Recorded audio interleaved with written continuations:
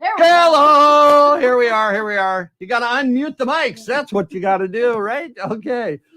Good morning. It's been technical issues day, so we're swinging for the fence here, but I think we've got it all figured out. Different camera today, but we're all figured out because this is live. I'm Frank Spillers. And I'm Kim Spillers. And we're going to do this super fast because we have to get to our guest today. So Cece, our mascot, says, good morning. Have a great day. The WUCA raccoon. WUCA stands to welcome, understand, comfort, and appreciate yourself and others. So welcome to Engagement Week. And we are happy to have, during our interview day, Thursday is our interview day, we are happy to have with our interview today. Yay! Bruce Feustel. Bruce is a friend, a colleague, and he is a retired senior fellow with the National Conference of State Legislatures, the NCSL. I'm just going to read a few of the things. This man's bio is absolutely astounding, so I'll just share some things very accurately, and then we're going to turn it over to Bruce. He's an independent consultant, trainer, facilitator. He works primarily with legislatures, associations, other organizations. He's created programs. He's done modeling. He's provided trainings for legislators, legislative staff, participated in management studies of legislatures. He has produced CDs on how to be an effective legislator, provided support to NCSL's Legislative Effectiveness Committee. He's an attorney from Wisconsin by education. He's worked with 25 countries around the world and probably about all the states in the country. And so he has so much experience. And so that's why we want to jump right in and talk to Bruce. We worked with Bruce a number of years ago on a 3-year project, and Bruce is going to describe that a little bit more because he had the instigating end of things. So, Bruce, why don't you just go ahead and take it away? We're so grateful that you're here. Thank you so very much. Talk to us about how you came to be connected to us in Iowa, please. Hi, Bruce. Welcome. Sure. Greetings.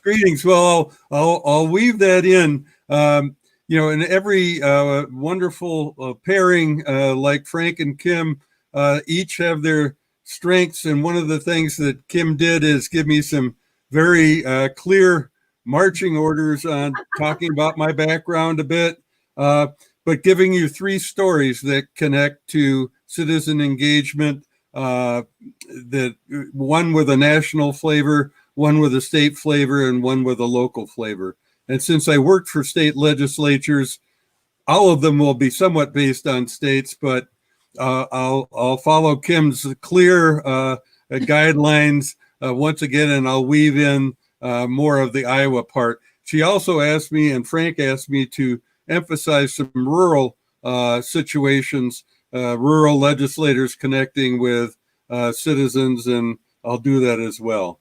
Yeah, I just want to welcome you to my world with following directions, Bruce. Yeah. It's just, No, Kim has a way of really focusing, and I think, part of what you two bring together, and I think part of what I hope to emphasize today is bringing strengths to the conversations that occur. And I think each of you have complementary strengths that really help conversations in communities and otherwise. So again, thank you. I am gonna throw out just a distinction for people get legislators and legislatures. They kind of discombobulate. So a legislator is your elected official. A legislature is the body of all of those people together. So for people who might not know that distinction, there you go. One body, many bodies. Yes. Well, it's good. And it's also, you'll find with speaking that the two terms kind of blur together. So hopefully it'll be clear what I am referring to at any one time. But first, a bit on the background. The National Conference of State Legislatures is a body that works on behalf of state legislatures around the country. It also works for legislators, the individual lawmakers, and for the staff who work for them as well. NCSL, National Conference of State Legislatures, has a presence in a number of ways. The group advocates for state legislatures in Washington, D.C., with Congress, with agencies. It's done in a bipartisan manner. The elected officials of NCSL are actually split between Republicans and Democrats, so there's always a need to reach across the aisle and come up with common concerns and issues.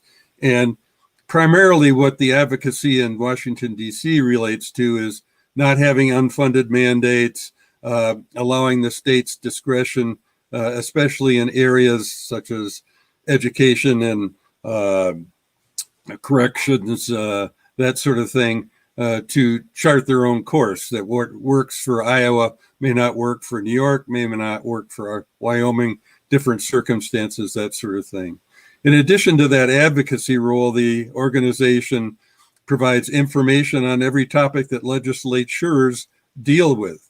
So again, health, education, welfare, you name it, people are getting informed by NCSL as to objective information, science data, that sort of thing, around their topics. And third, in the area where I come in, is the training, the meetings that we had to keep people up to speed, to sharpen their skills. And that comes precisely to this point, that we worked with legislators on building a stronger connection on their to their constituents. The key idea in this whole thing that I'm going to be talking about today is that being a citizen is not a spectator sport. Everything works better. It's a win-win for the legislator and the citizen if we build strong connections between legislators and the citizens, so that they're not just voting, they're not just sending in a complaint or something else. Nothing wrong with those things. But the higher order thing is to work together, talk about problems, and look for common ground. And that's the sort of thing that involves getting over some barriers. Often both the legislator has a way of doing things, and the citizen feels that, I've elected this person, that's all my role is in this. But what we found was a number of legislators who are really doing it differently. And at the beginning, and I'll have a few lessons learned throughout this, but one of the lessons learned is that it always makes sense for the legislator and the citizens to sort of craft these things with a homebrew style, and put their own mark on it. Different ways of doing these kind of either dialogues or other interactions, but it should be something that the legislator is comfortable with, and that the citizens are feeling it's valuable. But I want to get to the three. I want to go back. Sure. To something you said about it's not a spectator sport. It's more about how to build a relationship with that legislator, and even the legislator building a relationship with their constituencies of really creating that environment to where people don't just vote, but they participate in the policy making, they participate in the idea generation of how to make our lives better in a civil manner, rather than I'm just going to vote for you because one, you come from my party. So it's really about how do we have that conversation and build that relationship, right? Sure.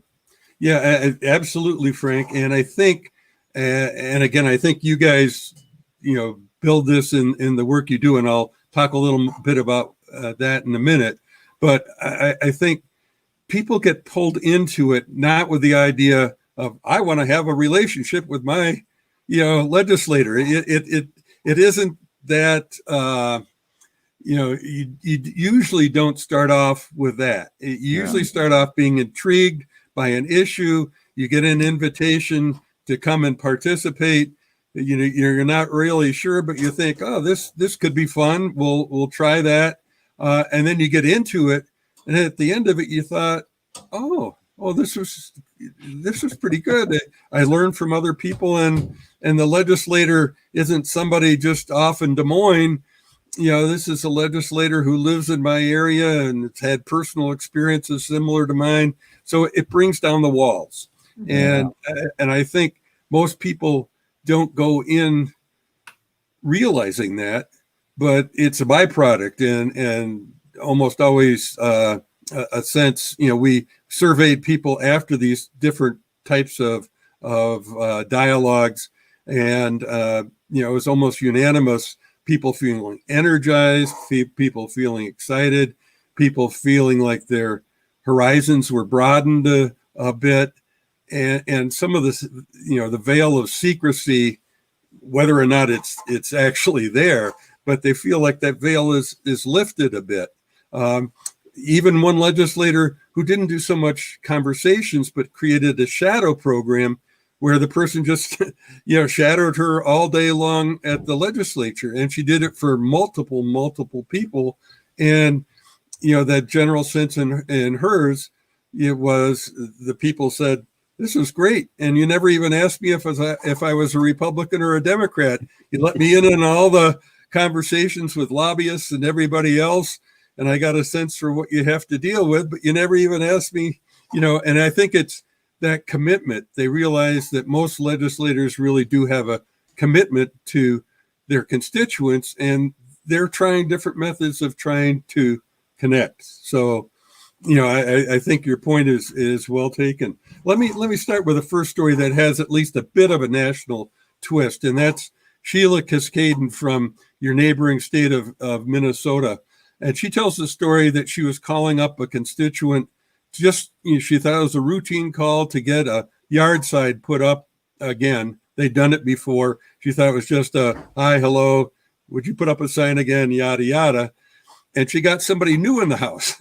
And she started on this, and the guy said, I've only voted once in my life for Jesse Ventura, the former wrestler. He said, he looks like me. He talks like me. He's not like you people. And she took it, and she was, a little taken aback, but I mean, she was polite and, sort of forgot about the yard sign. And, but she started thinking that what she was doing for the most part was giving speeches about what we're doing in the legislature, which again is a critical part of what legislators do. They keep their constituents informed, and you take a question or two at the end. But then she started thinking, I'm not reaching this guy. I don't even know who I'm not reaching. So she reached out to the national issues forums. And people, if you're a legislator or you're a citizen, you want to find out more, national issues forums, you can Google it, forums, Forums, creates a number of issue guides on different topics like immigration, like America's role in the world, all sorts of key national and other issues, and provides a process to allow people to discuss it without rushing to judgment, without starting with positions. Frank, you talked, I think, earlier in the week about the difference between interests and positions. And I think the great thing about these national issues forums is that they allow people to slow down, to hear the personal stories of others, to hear the values and interests involved, to sort through together the costs and consequences of choosing different actions. So it's a structure. And again, this is a tool that legislators and citizens can use in what they're doing. And I put their website up on the screen. It's nifi.org is where you can find out more about it. But we use the issue books through our library, actually, and our library helps us convene and host some of these conversations in multiple of issues that they have created. Yeah, and that's part of the theme of what I'm trying to get across today is this is a great process. It's not any one size fits all, but there's help out there, and there's help through in different communities, people like you who've offered to help, but also there's issue books and other things. I went to Rochester because part of what my job was is to write up some of these practices. And the day I went, they dealt with education funding. And instead of using an issue book, in that case, they actually used a state expert who laid out very objectively the the kinds of choices between using different kinds of funding, different kinds of approaches. And then the 100 people in the room went to various roundtables. And in these discussions that followed, the legislators and the local officials who came observed and wrote down, took notes, and a different person moderated to make sure that everyone was getting a chance to participate and people weren't jumping to positions, but, kept their connection back to more underlying thoughts and feelings. But at the end of the time, each legislator got a time to provide one nugget, one thing that they really took away from the experience. And the people I interviewed afterwards were, again, that excited, energetic. And part of it was I didn't realize how broad this issue was. I was looking through it in my own lens. I now understand some of the underlying feelings and thoughts of teachers, of school administrators, of taxpayers who don't have kids, all those sort of things. So here was an example of using a national resource, but using it in a very interactive way in Minnesota. The couple things to add to that, to remind people, they brought gallons of coffee and Krispy Kreme donuts. And there's nothing like food and beverages to loosen people up and get them going. We're going to be talking about the cause of. We're going to be talking about the importance of food next week. Okay. Well, I'll stop. I'll stop there. No, that's a great lead into. You need to serve food if you're going to have a great meeting. Yeah. No. And we heard that message time and again. A couple of things. One of the things that you guys talk a lot about is safe space, the idea that you have a safe space. And I debriefed Sheila afterwards, and she said, we're still kind of struggling with where we meet. She said, we met today at Mayo High School. And as wonderful as the room is for space and everything else, not all of the people here connect with Mayo High School. Maybe we should be just doing the community college. It's not quite as good, but I'm not sure that there's some, underlying feelings, that sort of thing going on. So she mentioned, that in terms of things. And she also mentioned that in helping to put these things on, and you can have bigger programs or smaller programs, but with 100 people, lots of desks, notices to go out, she had a cadre of a few very action-oriented citizens who helped her put these things on. They, got in early, got the things set up, got a space for the state and local officials so that they could meet and greet people coming in. And if people wanted to ask them questions, there was a spot for doing that. So, another of the messages of this is, get help. If your idea and your image of what you want to do involves something bigger, don't try to do it all alone. The second one involves you guys and Senator Nancy Butker, who was a former Iowa legislator, and someone who I connected up in the early days of our work together. And you guys invited her to some Kettering Foundation in Ohio, and I think some National Issues Forums work that was done during those meetings. And she was excited.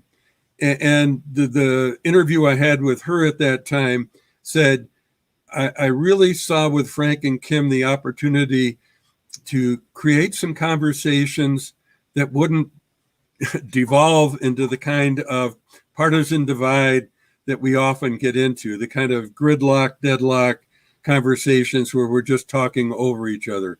She said, the thing I liked about the forums, the things I want to see if we can replicate in Iowa, is to see if we can do something where we really hear each other, talk to each other, that sort of thing. And I came and observed a thing that I think both of you, primarily Frank is the front man, but you were involved with about traditional healthcare versus alternative healthcare, complementary healthcare. And there were a number of interesting things, least of which was just getting the thing to come off, because lobbyists, I think more in the traditional medicine field, didn't know what this was. And they had a way of dealing with the legislative process that I think, I don't think I'm disparaging them with this. They knew how to operate. They knew who to connect with, how to play the game in a non-judgmental way. And there was a lot of blowback on this before we ever even, sat down and talked. And that was interesting to me, because I think it's a reminder that everything in a legislature, and perhaps in life, has people who are comfortable with it, who can handle it well, and people who are excited about trying something different. Yeah, the interesting thing on that with the lobbyists to me was that that lobbyists came up and said, I can't do this because I work for an organization that I have to put their view out there, that I can't do anything else but put their view out there. That's because I get paid for that. But during the course of the conversation, she started to give personal examples in her own life that was not contrary to what she believed as she was working, but helped support the positions and give her personal examples of why she believes what she believes. And that's the magic of these deliberative dialogues. Right. And what I was going to emphasize in those is that you spend particular time at that personal stake, personal vision level. You have a whole series of things that you work through to help people find common ground at the end. But that was a case, and maybe it's because when we're talking about medicine, everybody defaults to, what's my connection to medicine? What are my ailments? What am I dealing with? What are my choices? And who decides? And things like, what kind of rules and regulations should be out there to protect us, yet still give us a fair amount of freedom in what we choose. But to me, the real takeaway from that one was, again, the personal stake, that no matter what you do in these kind of conversations, allow people to talk about, what does this mean to me? How does this issue look through my eyes? And really giving people a chance to listen. And I was amazed, because you talk about the person who didn't want to go against his organization. We had a number of legislators in there of both parties, and they weren't talking as legislators. They were talking as people who with health challenges, and it really brings down the barriers, and people start seeing things even more nicely in terms of being empathetic with what someone else may be dealing with, and then being open to what options are being considered, and honest in looking at costs and consequences of even their own positions. The last, go ahead, Kim. Sorry. I was just going to say that is a really important magical component to dialogue, so that regardless of your party or regardless of your stand on something, that when we listen to someone else's experiences, that it opens our eyes in a whole new way that we may not have thought of before. And that, I think, is what you experienced. Yep, indeed. I just want to give a last story, because I'm not sure if we're ending on the hour, but we are. Okay, well, let me just give you a story from rural Colorado for a senator who I had great admiration for, Ellen Roberts, well respected on both sides of the aisle, and a true class act. But she had been getting a number of complaints, questions from the small business owners, and it's a mountainous rural area. It's also close to the four corners with Utah, New Mexico, Arizona, and Colorado. So they have some unique problems, but also some problems typical of rural business owners everywhere. And they were, kind of in a feisty, angry mood. And she moderated her own meeting, and she started it out and asked people for, tell me your stories. I want to hear your complaints, your problems with government. And the meeting went for about 30 minutes, and people vociferously talked about the problems they were having. And then the energy just kind of dropped a little. And then she says, okay, I'm going to stop it at this point.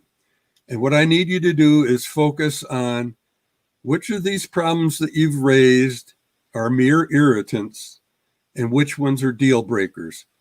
If they're irritants and it just is filling out another form and it's time that you can spend and deal with it, that's one thing. What I want to know and what I need to take back to the Capitol in Denver are the problems you're having that actually threaten your business, that actually, hit you deep on the bottom line, that cause you to lose business, lose income, spend extra time that serves no purpose.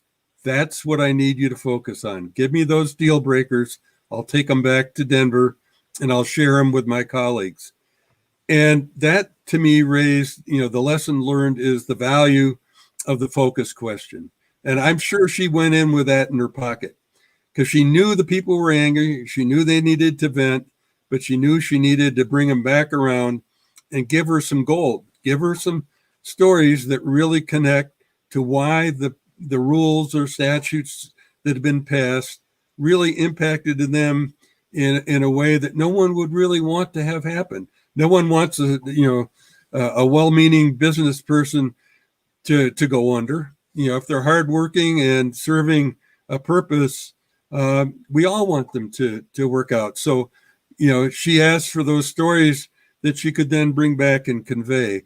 And I think in all of these, for the people who moderate or participate, whether it's Nancy who wanted to be freed up to participate, so she had you guys, moderate the conversation, and some legislators like to do that themselves. But in either event, have some focus questions to help people zero in on what's important. It's like the magic is in the questioning. Yeah. I mean, it's not in the statements that the legislator will make, because many times legislators will sit up on a stage or whatever and do the edicts of this is how great we are and this is what we've done. But it's really the questioning to the constituents that really bring out the interests, not just the position, but the interests of what is the constituent really after? What is the end game? And I love that question of what's just an irritant versus what's a deal breaker. I mean, that really gets people to think about it. Yeah. And I don't know for at exactly the end, but I want to, again, underscore the kinds of things that you do, because the way she asked this was non-judgmental. And that's the way that I've heard you ask questions, that you ask questions in a way that invites an answer and an honest answer, and the idea that they won't get slammed for whatever answer they give. It's done with affect that indicates that we want to hear what you have to say. What do you think? What do you feel? And with energy. And I think, that all helps no matter what method a legislator chooses to use, whether it's with help through a more or less professional moderator or facilitator or on their own. These things can be done in different ways. You don't have to be perfect. Our whole attempt to get started this morning was an example of, we'll get there. But I think, people should be encouraged. And I think if you go in with the right mindset and the right desire to help people get their points across, if you're a legislator, you'll really get the benefit from hearing more deeply from your constituents. And if you're a constituent, you'll get the feeling that I'm a part of this government. My viewpoint is important. It's not just my vote. It's my thought process. I can be a part of the problem solving in my community. So, Bruce, in your work during with the states and even in other countries, I mean, you have really depth in other countries. What is your one big takeaway with deliberative dialogue and building democracy through the state legislators or even countries' legislatures of that? what is your one big takeaway of the process of engagement that you have learned that really helps to build civility and build the relationships between what we call politics and the people? Hopefully this is just one. But I think the whole process of deliberative dialogue leads to civility. Regardless of anything else, the process of not rushing to judgment, not starting with what's your position, what's my position, let's start bargaining, but taking a step backward. The takeaway is that it feels odd at the beginning. You and I and Kim have all done this so long, it seems like second nature. But when people first do it, they think, let's get to the positions. What are we doing here? This feels odd. But once they're into it, the slowing down of that rush to judgment adds to civility. You're focusing on listening. When the person is right next to you, I once did a facilitation where I had people in pairs and had the huge proponent and the huge opponent in a pair trying to find some initial common ground. And when you're, this is before social distancing, when you're 6 inches or 12 inches from the other person, you tend to find those kind of things, and you tend not to shout, but you tend to speak in a normal conversational way. So I think the takeaway is that the first time it seems odd. It's like a stiff shirt or something else that you think, oh, what is this? But you get into it and you start thinking, this is how normal human beings talk. This is how we do productive talk. This is how, if we haven't lost our cool in our family, this is how we resolve, problems. So, we figure out what we're going to do. So I think it really works. You have to take a leap of faith that it's going to be valuable, and just try a dialogue and see where it goes. The other thing is that if your legislator is one who doesn't believe in this sort of thing, start a citizen group. That's what plenty of the people connected with national issues forums believe. One of the things that we found is that when a legislator is successful, like in Sheridan, Wyoming, they had three of the delegation were really kind of big into the citizen connection. The other three, not so much.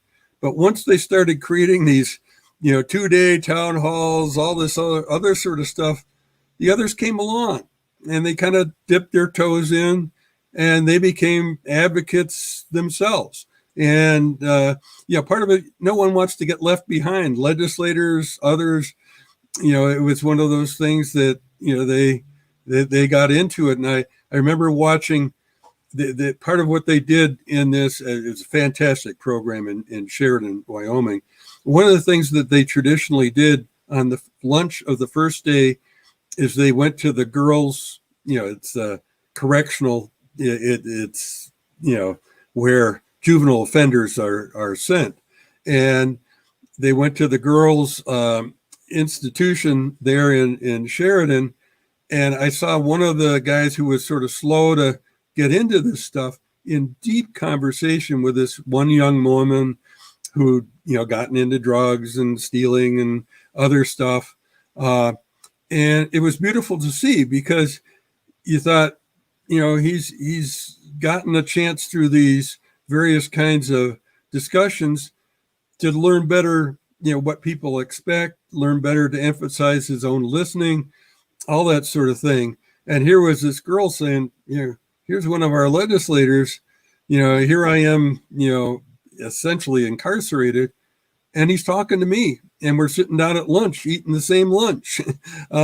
So, these things lead in good directions. That's fabulous, Bruce. We are going to have to cut this off, so I can see that we are going to have you back, because we need to get to the local level and just talk about how this works with supervisors and city council people, and kind of all of that. But for engagement, you have just been a real blessing to us to share your experiences today. We're so grateful. Thank you so very much for being Thank with us. you. Thank you, guys. Good to see And you again. Yep. Oh, you'll be back. Yeah. You'll be back. As Arnold would say, you'd be back. Yeah. Okay. On there. But we really appreciate Bruce and his friendship. He's just been a great friend and a supporter of what we do, but also a teacher of how we can do it better. And over the years that we have been doing deliberative dialogues with groups, with policymakers, it's just been great to be able to have a colleague that can give you honest feedback with that. So we're going to go in deeper throughout this conversation and throughout Rural Community Solutions live stream, deeper into how do you build civility based upon these types of conversations, based upon any type of issue. And remember, we call those wicked issues, and those wicked issues are because people's emotions are running high, and there's many different ways that can be with the solutions or it approached. And most likely there is not a solution to the issue. It's an ongoing issue that is not really solvable in the setting. And so you need to keep talking about it, keep finding common ground, and keep finding those personal stories that bring the reality into the circle, because we do circles, not rows, into the reality of that, to build that relationship and go, oh, I understand now where you're coming from. And understand is where we seek first understand, and then seek first understand, and then to be understood. Then to be understood. Yeah. Sorry, Stephen Covey. I really messed that up. So I apologize. You're just fine. But, or as we say, do you actively listen or do you just wait to talk? And that's an important part of deliberative dialogue. And we're going to get into that. So tomorrow we'll wrap up the week.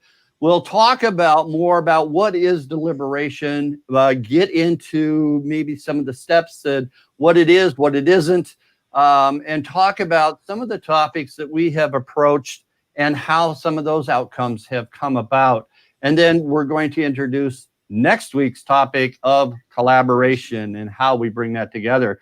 So as we look at all of our pillars, we've talked about relationships, this week engagement, next week collaboration, and in September we'll talk about entrepreneurship with our friend and colleague and teammate Don Mackey from Entrepreneurial Ecosystems. It's going to be a great month, but all of these pillars help build community prosperity, and you need all four of those pillars to build your community, to build prosperity across the board. So we hope you'll come back. We hope you'll join us at 11:30 Monday through Friday every day, at 11:30 Central Daylight Time, and for more topics of rural community solutions. We hope you had a great day. And again, thank you to our guest, Bruce Feustel.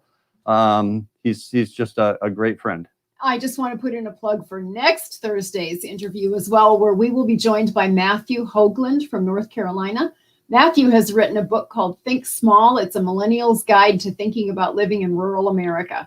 So that will be a really exciting one for people who live in rural America, want to grow our communities. See what he has to say and join us next Thursday for that interview. So if you're looking for inside information on how a millennial thinks, come back and join us to listen to Matthew next week. Yep. But there's a lot in between there. So come on back. We really appreciate it. We hope you have a great day. I'm Frank Spillers. And I'm Kim Spillers. And if you need to get some more information before then or contact us, you can go to ruralcommunitysolutions.com or email us, Frank or Kim at ghorizons.com. Have a great day. Have a great weekend, Bye. folks. We'll see you Thanks, tomorrow. Bruce. Thanks.